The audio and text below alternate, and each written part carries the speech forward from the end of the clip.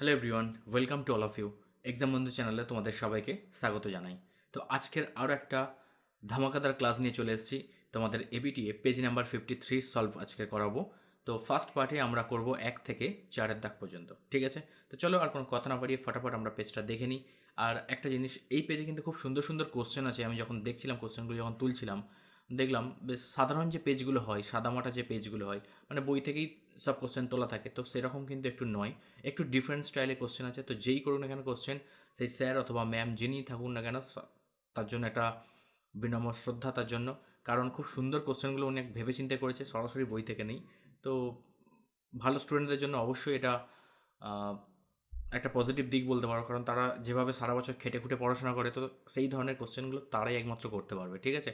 শুধুমাত্র কেবল বইয়ের কিছু শর্ট কোশ্চেন করে গেলাম আর পেরে যাবে এরকম নয় কিন্তু। তো যাই হোক, চলো কোনো কথা না বাড়িয়ে শুরু করি। আজকের ফার্স্ট কোশ্চেন দেখো, এই সেটের 53 নম্বর পেজের ফার্স্ট কোশ্চেন বলছে, প্রতি বছর নির্দিষ্ট শতকরা হারে পরিবর্তিত হয়ে বর্তমানে একটা অঞ্চলের পরিযায়ী শ্রমিকের সংখ্যা 5,000 ইন্টু 11/10 এর হোল কিউব জোন হলে এই যে অপশানগুলো দিয়েছে এর মধ্যে কোনটা সঠিক হবে? 3 বছর পরে এই অঞ্চলের শ্রমিকের সংখ্যা হবে 5,000 জন। 3 বছর পরে ওই অঞ্চলের শ্রমিকের সংখ্যা অপরিবর্তিত থাকবে, প্রতি বছর 10% হারে বাড়বে, আর প্রত্যেক বছর 11% হারে হ্রাস পাবে। প্রথম কথা, আমাদের যে শ্রমিকের বর্তমান সংখ্যা দেওয়া রয়েছে না, সেটাকে আমরা একটু ভেঙে দেখি কীরকম আকার আসে। এইটা দেওয়া রয়েছে। একটা জিনিস তোমাদেরকে বলি, তোমরা অনেকে ক্লাস দেখছো বাট লাইক করছো না, এটা কিন্তু একদমই ঠিক হচ্ছে না। তো তোমাদের অবশ্যই লাইক করতে হবে কিন্তু। আর যদি ভালো না লাগে থাকে অবশ্যই কমেন্ট করে জানাও যে কেন ভালো লাগছে না, তো সেভাবে আমি ভিডিওগুলোকে একটু ইমপ্রুভ করার চেষ্টা করব। তো যাই হোক, যদি ভালো লাগে অবশ্যই মনে করে একটা লাইক দিয়ে দেবে, ঠিক আছে? তো চলো দেখা যাক।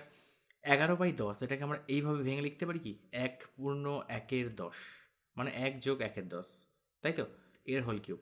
আচ্ছা, এই জিনিসটা দেখতে পাচ্ছ, এটা সেই চক্রবৃদ্ধি সুদের অঙ্ক, বা এক্ষেত্রে যেহেতু আমরা শ্রমিকের সংখ্যা এই ধরনের জিনিসগুলো করছি, তো এটাকে আমরা চক্রবৃদ্ধি সুদের সূত্র বলবো না, এটা সমহার বৃদ্ধি এই নিয়মে বলবো। কেন সমহার বৃদ্ধি কথাটা বলছি?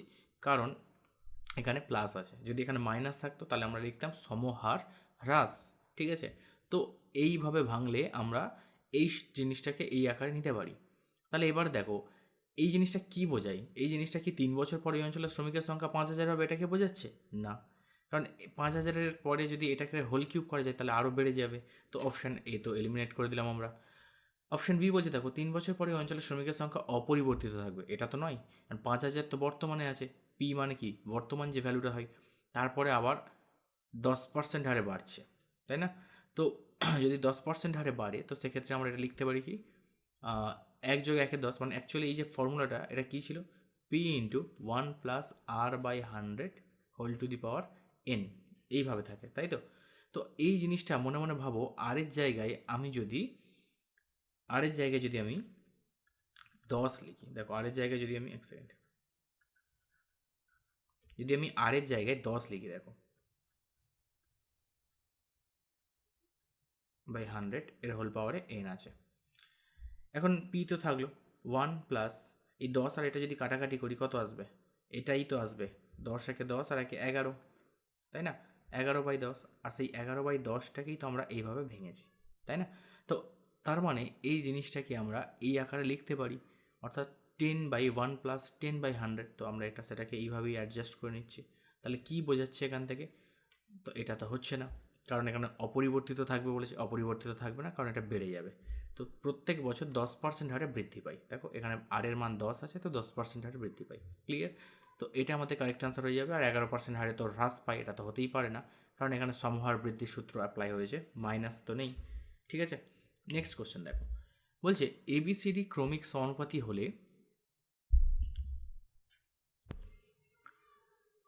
কোনটি সত্য নয়? তো এটা আমাকে ডিসাইড করতে বলেছে, ঠিক আছে? তো এই সব কটাকে তোমাকে করে করে টেস্ট করতে হবে। এবিসিডি বলেছে ক্রমিক সমানুপাতি, তার মানে কি a/b সমান b/c সমান c/d, এইটা হবে, তাই তো? ক্রমিক সমানুপাতি হলে তার মানে আমরা লিখতে পারি, এটা যদি কে ধরে নিই, তার মানে a সমান b কে, b সমান আসবে c কে, আর c সমান আসবে d কে। এখন তোমাদেরকে টেস্ট করতে হবে, প্রত্যেকটাকে টেস্ট করে করে বসিয়ে বসিয়ে দেখতে হবে। এখন এই জিনিসগুলো অলরেডি দেখবে তোমাদের বইয়ে আছে, যেমন এটা একটা খুব ইম্পর্টেন্ট কোশ্চেন তোমাদের বইয়ে 3 নম্বরে কোশ্চেন পরীক্ষায় আসে, এটা আছে। তো এটাও ক্রমিক সমানুপাতি যদি হয় তাহলে এই রুলসটা কিন্তু মেনে যায়, এটা হবে না বলেছে। এরটাও মেনে যাবে, কিন্তু সি এরটা কিন্তু মানবে না, ডিরটাও হয়ে যাবে, বাট সিটা হবে না। তো আমাদের এক্ষেত্রে উত্তর সত্য নয় বলেছে। তো সত্য নয় কোনটা হবে? সত্য নয় হবে সিটটা হবে। তোমরা একটু টেস্ট করে দেখে নেবে, প্রত্যেকটাকে সলভ করে করে দেখতে পারো। আচ্ছা, আমি সিটটাকে করে দেখাচ্ছি যে এটা কেন হচ্ছে না, ঠিক আছে? দেখো, এ প্লাস বি আছে, তো এর মান বসাচ্ছি আমরা বিকে, প্লাস বি এর মান কি, এক সেকেন্ড এইগুলোকে একটু অ্যাডজাস্ট করে নিই। এখানে বি এর মানটাকে বসিয়ে দিই। বি এর মান এখানে বসালে হবে তোমার সি কে ইন্টু কে, অর্থাৎ সি কে স্কোয়ার হয়ে যাবে।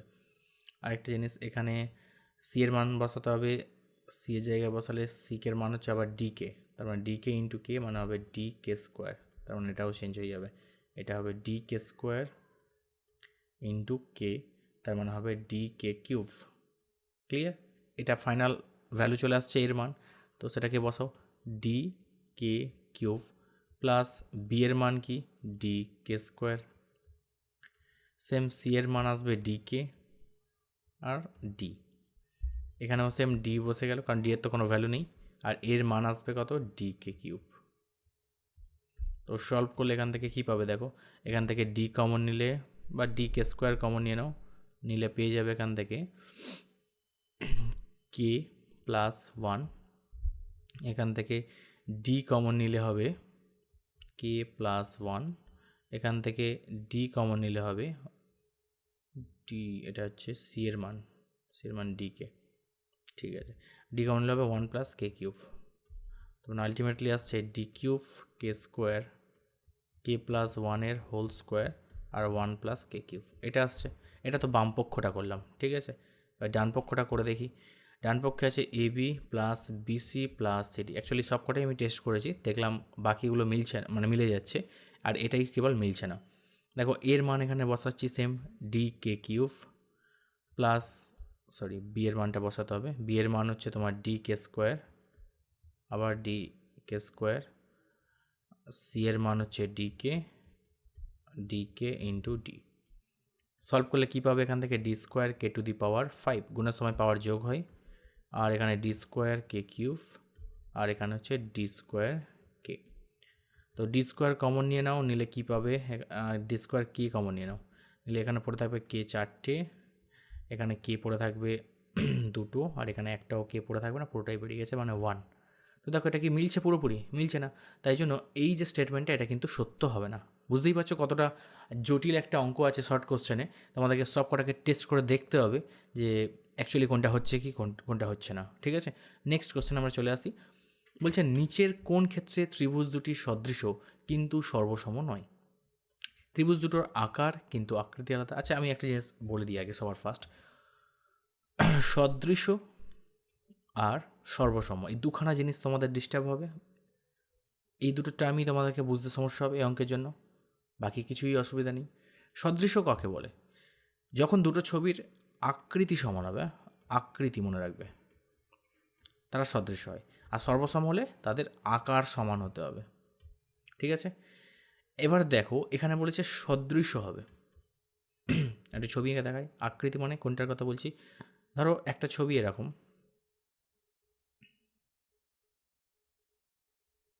হয়েছে, আরেকটা ছবিও ধরো এইরকম,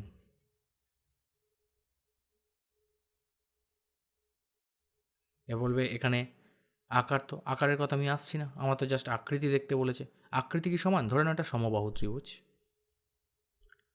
এটাও সমবাহু ত্রিভুজ আর এটাও সমবাহু ত্রিভুজ, তো দুজনের আকার কি, এই আকৃতি কি সেম হবে, এরও 60 ডিগ্রি 60 ডিগ্রি করে তিনটে কোণ, এরও 60 ডিগ্রি 60 ডিগ্রি করে তিনটে কোণ, তো তাই জন্য তো দুজনের আকৃতি সমান। কিন্তু এই ছবি যদি আমি এখানে বসাই তারা কিন্তু সর্বসম হবে না, তাই জন্য এই ছবি দুটো সদৃশ হবে, বাট এই ছবি দুটো কিন্তু সর্বসম হবে না।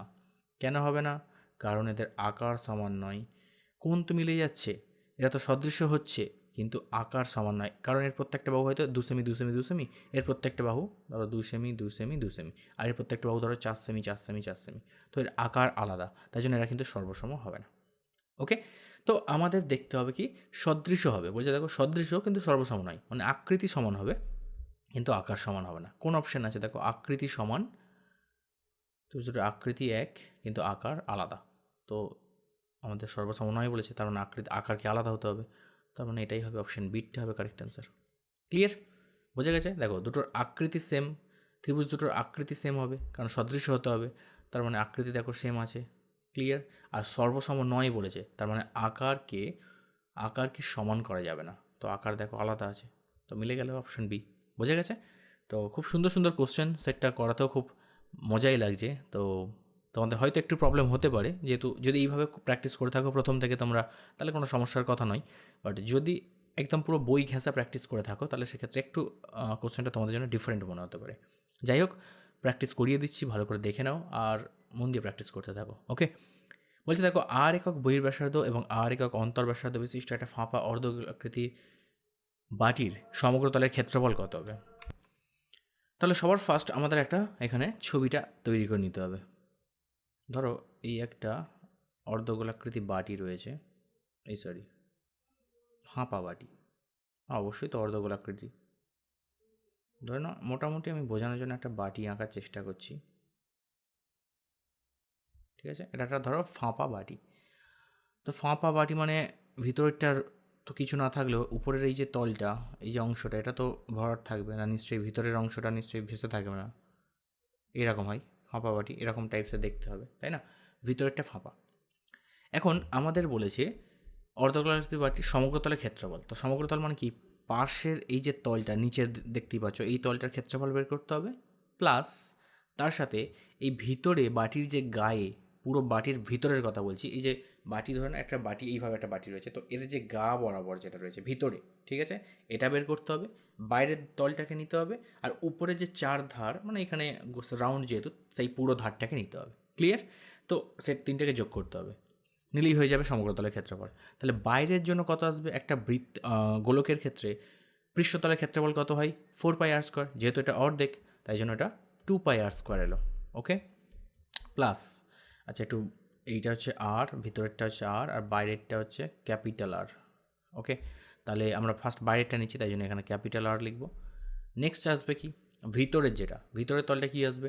2πr, এখানে ছোটো হাতের আর, প্লাস এবারে বলো এই যে উপরের যে তলটা, অর্থাৎ এই রিংয়ের মতো অংশটা যেটা দেখতে পাচ্ছ, এই রিংটার ক্ষেত্রফল বের করতে গেলে কী করবে? বাইরের যে বৃত্ত রয়েছে তার ক্ষেত্রফল থেকে ভিতরের বৃত্তটার ক্ষেত্রফল বিয়োগ করে দেবো, দিলে এই অংশটুকু পড়ে থাকবে, তাই না? এই অংশটুকু পড়ে থাকবে। তাহলে বাইরেরটার ক্ষেত্রফল কত আসবে? বৃত্তের ক্ষেত্রফল কি? πr² হয়, তাহলে pi into capital R whole square minus pi into small R whole square. ব্যাস হয়ে গেলে, তিনটাকে যোগ করলে উত্তর আমরা পেয়ে যাবো। তাহলে 2πr² প্লাস 2π ছোটো হাতের r², আর এখান থেকে পাই কমন নিলে হবে r² মাইনাস r²। সলভ করে নাও। 2πr² প্লাস 2π স্মল r², এখানে পাই ক্যাপিটাল r² মাইনাস পাই স্মল r²। এখান থেকে দেখো 2π ক্যাপিটাল r², এখানে πr², মানে πr² এখানে কটা আছে? দুটো, আর এখানে একটা, মোট 3π ক্যাপিটাল r²। আর স্মল πr² দেখো এখানে দুটো থেকে একটা মাইনাস হয়ে যাচ্ছে, মানে একটা প্লাস πr²। তো এইটা কোন অপশানের সঙ্গে মিলে যাচ্ছে? দেখো 3πr² মাইনাস এইটা, অপশান বিটা। ঠিক আছে, এত বর্গ একক হয়ে যাবে উত্তর। নেক্সট কোশ্চেন চলে আসছি, দেখো বলছে ত্রিকোণমিতিক কোণ পরিমাপের ক্ষেত্রে কোনো কোণের একটি রশ্মি যদি ঘড়ির কাঁটার দিকে সম্পূর্ণ একবার আবর্তন করে, একটা ধরো রশ্মি রয়েছে, এইরকম একটা রশ্মি রয়েছে, রশ্মির একটা প্রান্তবিন্দু থাকে আর একটা কিন্তু কোনো প্রান্তবিন্দু থাকে না, ঠিক আছে, বহুদূর বিস্তৃত, তাকেই রশ্মি বলায়। তো একটা রশ্মি যদি ঘড়ির কাঁটার দিকে, অর্থাৎ এই রশ্মিটা যদি এইভাবে রোটেট শুরু করে, ঠিক আছে, এইভাবে যদি সম্পূর্ণভাবে রোটেশন করে, বলেছে আবর্তন করে আবার প্রথম অবস্থানে ফিরে আসে, মানে এইভাবে গিয়ে কোথায় চলে আসছে? আবার তার ঠিক নিজের জায়গায় চলে আসছে, তবে কোণের পরিমাণ কী হবে? তো মনে রাখবে, কোনো রশ্মি হোক বা যে কোনো যাই হোক না কেন, বাহুটি যদি ঘড়ির কাঁটার দিকে ঘোরে সেটাকে ঋণাত্মক কোণ বলে। কি বলে? ঋণাত্মক কোণ। এখন তো ঘড়ির কাঁটার দিকে ঘুরেছে মানে এক্ষেত্রে ঋণাত্মক কোণই হবে। এখন কত করেছে? না, সম্পূর্ণ একবার ঘুরেছে। তো সম্পূর্ণ একবার ঘোরা মানে কত ডিগ্রি কোণকে বোঝায়? এখান থেকে এই পর্যন্ত কমপ্লিট সার্কেলকে 360 ডিগ্রি বোঝানো হয়, 360 ডিগ্রি। তার মানে মাইনাস 360 ডিগ্রি তার অ্যাকচুয়াল কোণের ভ্যালু এলো, ঠিক আছে? তাহলে আগে যেটা ছিল, ধরে নাও তার আগে মান ছিল এক্স, জানি না, তার থেকে কী হবে? এটা তার সঙ্গে অ্যাড হয়ে যাবে, মানে প্লাস অফ মাইনাস 360 ডিগ্রি হয়ে যাচ্ছে, তার মানে আলটিমেটলি এক্স মাইনাস 360 ডিগ্রি চলে আসছে। তার মানে আগে যা তার কোণ ছিল তার থেকে 360 ডিগ্রি কী হয়ে যাচ্ছে? কমে যাচ্ছে। তো কী হবে এটা? অপরিবর্তিত থাকবে, হবে না। 180 ডিগ্রি হবে, কমে যাবে, না হবে না। 360 ডিগ্রি কমে যাবে, এটাই কারেক্ট অ্যান্সার হয়ে যাবে। ঠিক আছে, নেক্সট কোশ্চেন দেখো। বলছে শ্রেণীতে প্রথম 15 জনের গড় বয়স x1 বার এত বছর, পরবর্তী 20 জনের বয়স এত। তাহলে 15 জনের একজনের গড় বয়স, দেখো গড় বয়স বলেছে x1 বার এত। তাহলে এরকম কতজন ব্যক্তি রয়েছে, মানে স্টুডেন্ট রয়েছে 15 জন। তাহলে মোট কত তাদের বয়স আসবে, 15 ইন্টু x1 বার। সেম 20 জনের গড় বয়স রয়েছে x2 বার। তো এরকম ক্যান্ডিডেট আছে কত, 20 জন, তাই তো, যার গড় বয়স x2। তাহলে মোট কত আসবে, গুণ করে দিতে হয়। গড় থেকে মোট বের করতে গেলে টোটাল নাম্বার অফ ক্যান্ডিডেট দিয়ে গুণ করে দিতে হয়, তাই তো। তাহলে দুজন অর্থাৎ দুটো গ্রুপ আর কি, 15 জন আর 20 জন, এরকম যে দুটো গ্রুপ রয়েছে, মোট স্টুডেন্টের সংখ্যা কত, মোট স্টুডেন্ট হচ্ছে, মোট ছাত্র বা ছাত্রী যাই হোক না কেন লিখে দিলাম আমি, 15 প্লাস 20, অর্থাৎ সরি, গড় বয়স x বছর, হ্যাঁ ঠিক আছে। 15 আর 20 কত আসছে এখানে, 35। আর মোট বয়স কত আসছে এখান থেকে, মোট বয়স আসছে এখান থেকে 15x1 বার প্লাস 20x2 বার। আর 35 জনের গড় বয়স বের করতে বলেছে। তাহলে 35 জনের গড় বয়স কত আসবে, তাহলে মোট বয়সকে মোট স্টুডেন্ট দিয়ে ডিভাইড করে দেবো, অর্থাৎ উত্তর চলে আসবে 15x1 বার প্লাস 20x2 বার। এটা তো মোট বয়স, আর মোট বয়সকে মোট ছাত্র দিয়ে ভাগ করে দেবো। তো এটাই আমাদের আনসার হয়ে যাবে। ঠিক আছে, এরকম অপশান দেখবে তোমাদের কোনো একটা অপশান এরকম আছে সম্ভবত। তো আমি আর পুরো অপশানটা তুলিনি, যেহেতু একটু বড় বড় অপশান ছিল, সময় লাগছিল। যাই হোক, এটাই উত্তর হবে। ঠিক আছে, নেক্সট কোশ্চেন চলে আসি। সাব্বা ও দীপকের অংশীদারি কারবারে দীপকের মূলধনের আনুপাতিক ভাগ আর 2/7 হলে দীপকের মূলধন সাব্বার মূলধনের ড্যাশ গুণ। ঠিক আছে, দেখো সাব্বা দীপক দুই ব্যক্তি রয়েছে যাদের অংশীদারি কারবারে তারা ব্যবসা শুরু করেছে। দীপকের মূলধনের আনুপাতিক ভাগ আর 2/7, ঠিক আছে, কার, দীপকের আচ্ছা, দীপকের মূলধনের আনুপাতিক ভাগ আর 2/7 হলে, এক সেকেন্ড, দীপকের মূলধনের আনুপাতিক ভাগ আর 2/7 হলে দীপকের মূলধন সাব্বার মূলধনের কত গুণ। ওকে ওকে ওকে, তাহলে এখানে যেটা দেওয়া রয়েছে সেটা কি, দীপকের মূলধন আনুপাতিক ভাগার। তাহলে দীপকের আনুপাতিক ভাগার যদি 2/7 হয়, তাহলে বলো সাব্বার আনুপাতিক ভাগার কত হবে। তাহলে মোট অংশ 1 হয়, তার থেকে 2/7কে আমরা মাইনাস করে দেবো, অর্থাৎ 5/7। এটা হচ্ছে কি না, এটা হচ্ছে সাব্বার আনুপাতিক ভাগার। আর এটা কার ছিল, এটা ছিল দীপকের আনুপাতিক ভাগার। এখন তোমাকে বলেছে দীপকের মূলধন সাব্বার মূলধনের কত গুণ। তাহলে আনুপাতিক ভাগার যা হবে মূলধন অনুপাত তাই হবে, তত গুণই আসবে। তাহলে মূলধনে বলেছে কত গুণ, তাহলে কারটা না সাব্বার মূলধনের কত গুণ, দীপকেরটা, অর্থাৎ 2/7 বাই 5/7। কার সাপেক্ষে তুলনা করতে বলেছে, সাব্বার সাপেক্ষে। দীপকেরটা বের করতে বলেছে সাব্বার সাপেক্ষে। তো এটাকে যদি সলভ করি আমরা কী পাবো, 2/7 গুণ, এটা উল্টে গেলে কী হবে, 7/5, 7 কেটে গেল, উত্তর আসবে 2/5, অর্থাৎ এটা হবে 2/5 গুণ। নেক্সট কোশ্চেন দেখো, বলছে এক্স ও ওয়াই দুটি চল, তাদের সম্পর্কিত মানগুলো হচ্ছে এইটা, এই ছকে দেওয়া রয়েছে। এক্স আর ওয়াই কী ভেদে আছে, দেখো এখানে এক্স আর ওয়াই যদি আমি গুণ করতে থাকি, প্রথম ক্ষেত্রে কত আসবে, 50 আসবে। এখানে দেখো এই ক্ষেত্রে, দ্বিতীয় ক্ষেত্রে যদি গুণ করতে থাকি, এখানে এক্স ওয়াইকে যদি গুণ করি তাহলে আসবে কত, 12×4 = 48 আর 2, মানে এখানেও 50 আসবে। এখানেও সেম এক্স ওয়াই সমান 50 আসছে, আর এখানেও এক্স ওয়াই সমান 50 আসছে। কিন্তু যদি আমি ভাগ করি তাহলে কিন্তু মিলবে না, ভাগফলটা এটা আসছে না। এখন এক্স ওয়াই সমান প্রত্যেকটা ক্ষেত্রে দেখো সেম নাম্বার আসছে, তো ধ্রুবক যে সংখ্যাটা 50, এটাকে আমরা কে দিয়ে লিখতে পারি, এক্স ওয়াই সমান কে, যেখানে কে একটা অশূন্য ভেদ ধ্রুবক এবং কে সমান 50, এইভাবে লিখে দিতে পারি। তাহলে এক্স সমান আমরা লিখতে পারি কে ইন্টু 1/y, এইভাবে ওয়াইটাকে ভাগ করে নিয়ে চলে এলাম। এখন এক্স সমান চিহ্ন আর এই প্রপোর্শনাল সমান আর এই ধ্রুবক চিহ্নটা যখন উঠে যাবে তখন চলে আসবে একটা প্রপোর্শনাল চিহ্ন, অর্থাৎ 1/y চলে আসবে এখানে। তো এটাই আমাদের ভেদ সম্পর্ক। তার মানে এক্স আর ওয়াইয়ের মধ্যে কী সম্পর্ক রয়েছে, এক্স আর ওয়াইয়ের মধ্যে ব্যস্ত ভেদ সম্পর্ক রয়েছে। তো এটা হয়ে যাবে আমাদের একদম কারেক্ট অ্যান্সার। নেক্সট বলছে কোনো চতুর্ভুজের 4টে কোণের সমদ্বিখণ্ডকগুলি পরস্পর মিলিত হয়ে যে চতুর্ভুজ গঠন করে সেটা কি। একটা চতুর্ভুজ ধরে নাও, যে কোনো চতুর্ভুজ ধরে নাও, এরকম টাইপসের একটা ছবি আঁকলাম আমি, ক্লিয়ার। এই চতুর্ভুজের 4টে কোণের সমদ্বিখণ্ডক, তো ধরে নাও এই কোণের সমদ্বিখণ্ডক মোটামুটিভাবে এইরকম আসছে, এই কোণের সমদ্বিখণ্ডকগুলো ধরে নাও এইরকম আসছে, এই কোণের সমদ্বিখণ্ডক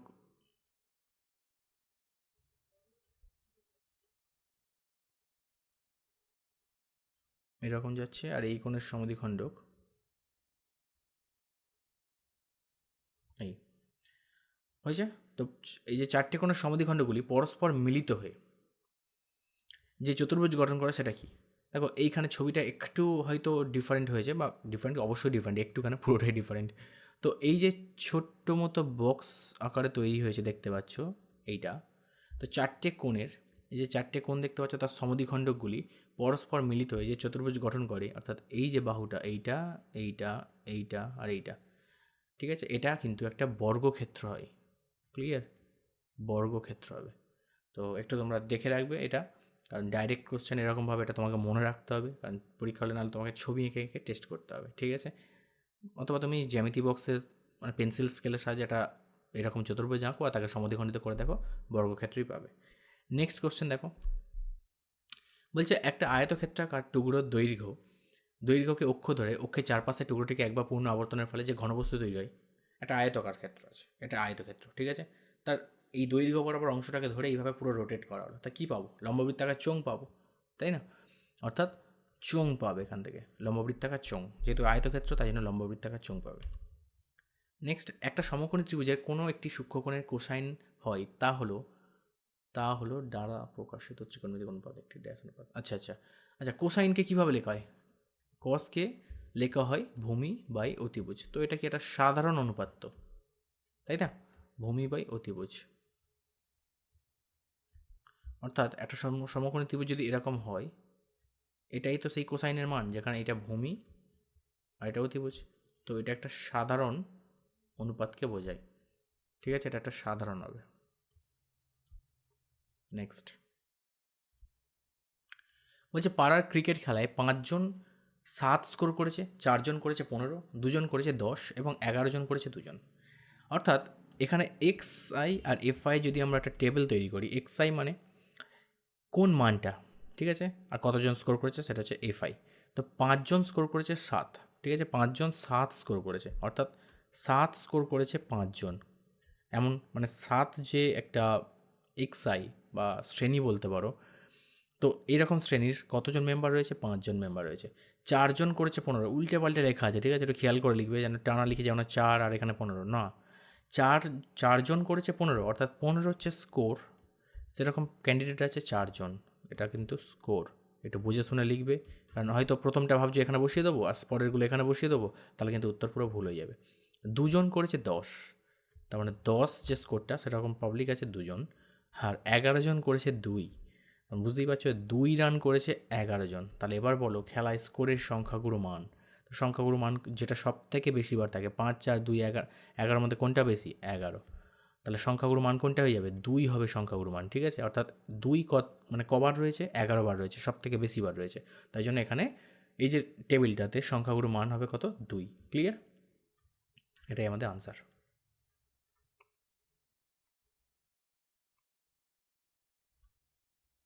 নেক্সট কোশ্চেন চলে আসছি আমরা, বলছে কোনো টাকার একদিনের সুদ কত পয়সা হলে মাসিক সরল সুদের হার 10%? আচ্ছা, এটা কোশ্চেনের ফরম্যাটেই হয়ে গেছে। কোনো টাকার একদিনের সুদ কত পয়সা হলে মাসিক সরল সুদের হার 10% হবে? তো ঠিক আছে, কোনো ব্যাপার না, অঙ্কের মধ্যেই করে দিচ্ছি। অ্যাকচুয়ালি এগুলো সত্য মিথ্যা, ঠিক আছে? একদিনের সুদ কত পয়সা বের করতে হবে? ওকে, সরল সুদের হার 10%, তো আই সমান PRT বাই 100 করে দাও। কোনো টাকা, আসল টাকা পি ধরলাম, মাসিক সরল সুদ হার 10% হবে, একদিনের সুদ কত পয়সা বলেছে, তাহলে এখানে আই যেটা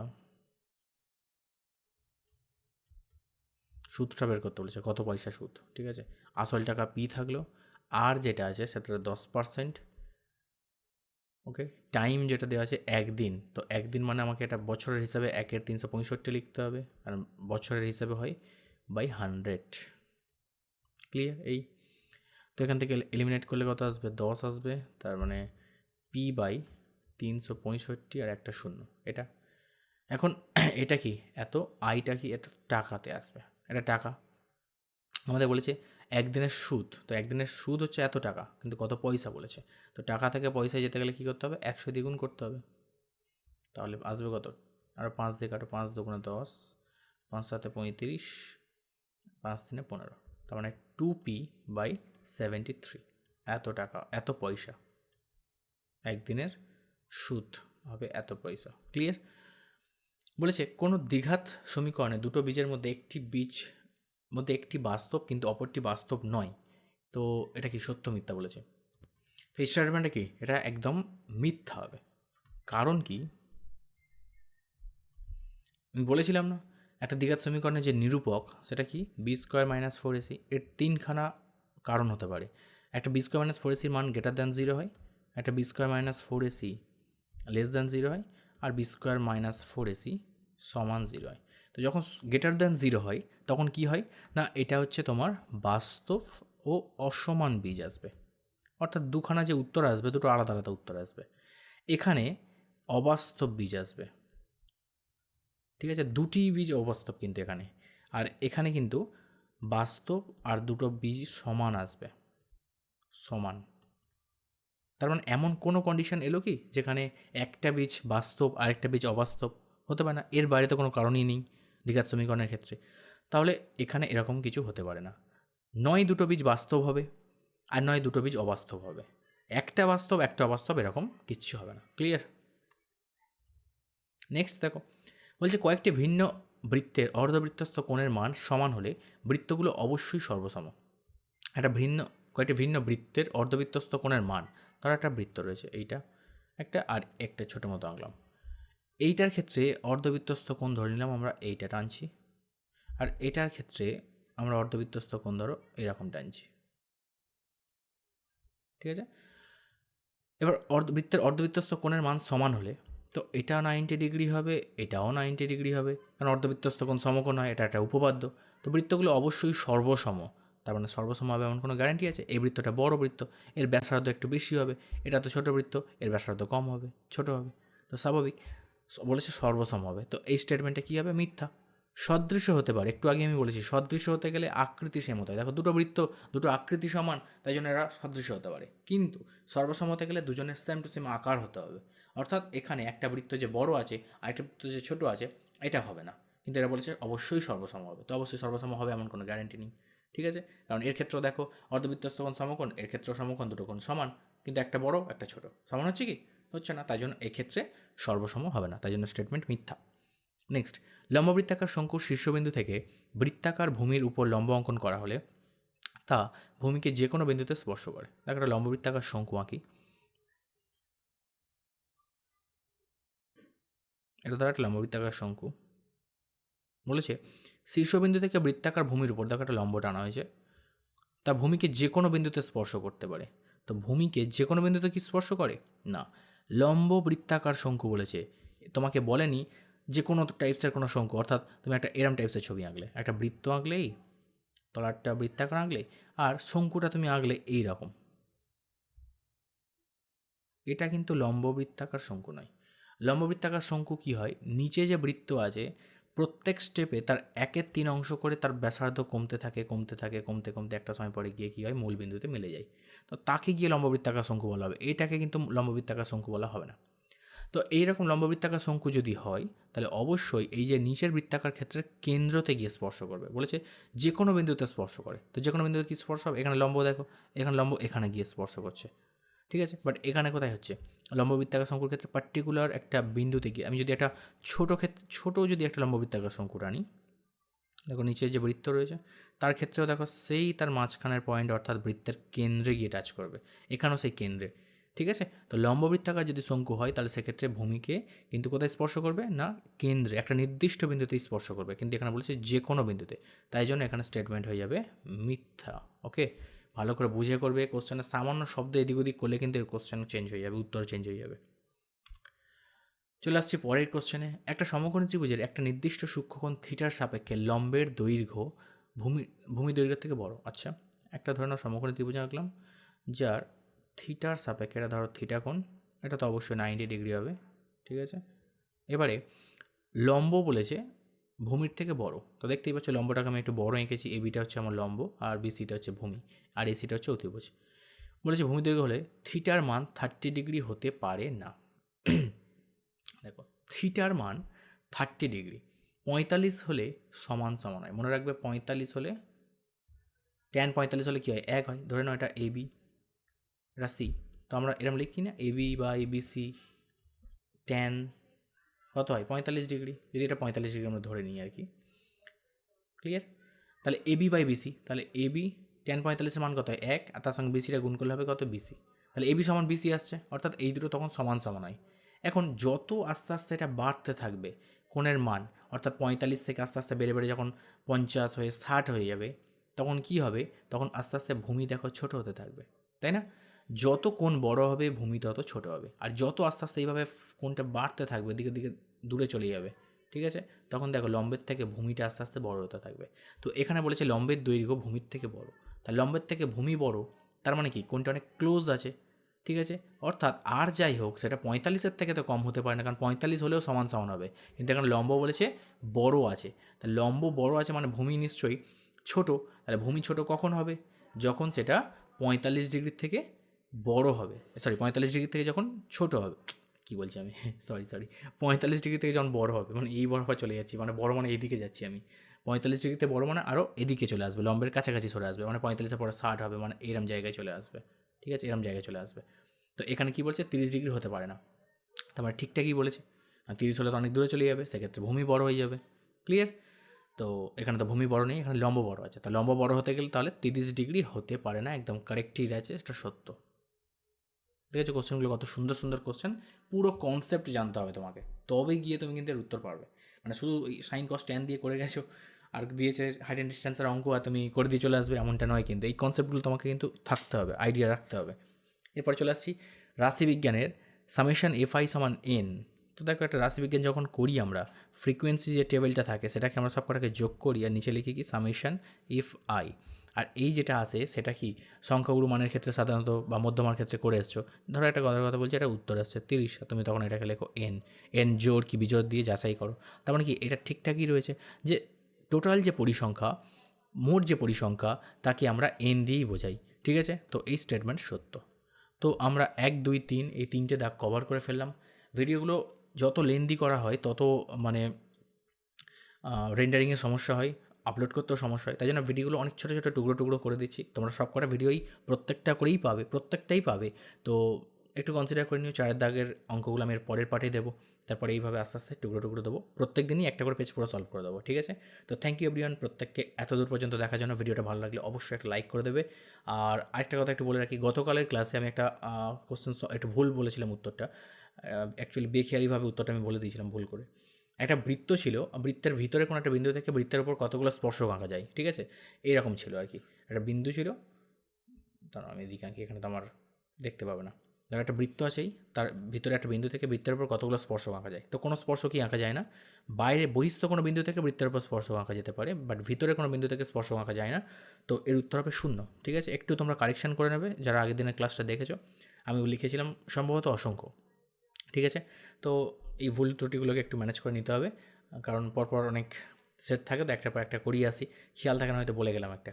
তো যাই হোক, সবাই খুব ভালো থেকো, সুস্থ থেকো, মন দিয়ে পড়াশোনা করতে থাকো। নেক্সট পার্টে আবার সবার সঙ্গে দেখা হবে। Thank you, good by.